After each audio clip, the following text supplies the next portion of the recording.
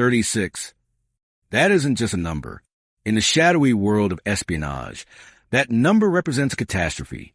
Imagine waking up to news and an entire network of elite spies, the eyes and ears of one of the world's most powerful intelligence agencies, has been wiped out in a single night.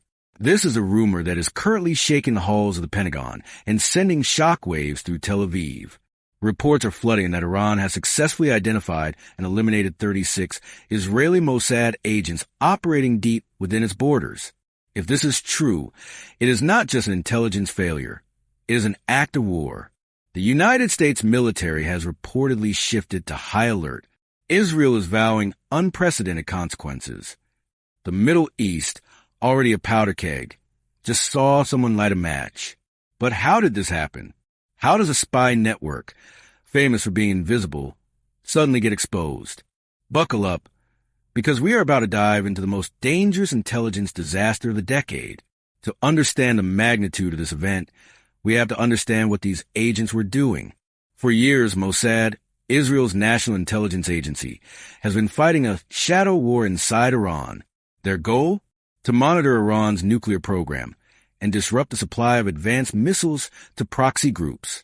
These 36 alleged agents weren't just random people. They were likely deep cover assets, scientists, military officials, or logistics experts recruited to feed information back to Israel. They are the human firewall, preventing a nuclear Iran. So, how do you catch 36 ghosts at once? Experts believe this wasn't a coincidence. It reeks of a massive intelligence leak. There are two theories. The first is cyber warfare. Iranian counterintelligence may have cracked the encrypted communication channels used by the agents. The second theory is even darker, a double agent. Did someone on the inside sell the list to Tehran? The sudden, synchronized nature of the arrests and executions suggests that Iran had a master list, and they struck everywhere, all at once, leaving no time for escape. The moment this news broke, the atmosphere in Washington, D.C. changed instantly. The United States knows that Israel cannot let a blow like this go unanswered. If Israel has lost its eyes on the ground, they are now blind to Iran's immediate movements. This is a dangerous place to be. When a nation feels blind and threatened, they are more likely to lash out with overwhelming military force rather than precision strikes. The U.S. Central Command, CENTCOM, has reportedly raised its readiness levels. American assets in the Persian Gulf, aircraft carriers, missile destroyers, and air bases are on high alert. Why? Because if Israel retaliates, Iran has threatened to target American bases in the region. The U.S. is now caught in the crossfire of a spy game gone wrong. They are preparing for the worst-case scenario, a localized intelligence failure spiraling into a full-blown regional conflict involving superpowers. Israel's prime minister and defense cabinet are now facing a brutal choice. The loss of 36 agents is a humiliation that weakens their deterrence. History tells us that Israel's response to such events is usually swift and loud. We aren't talking about sanctions or diplomatic letters. We are looking at the potential for direct kinetic strikes.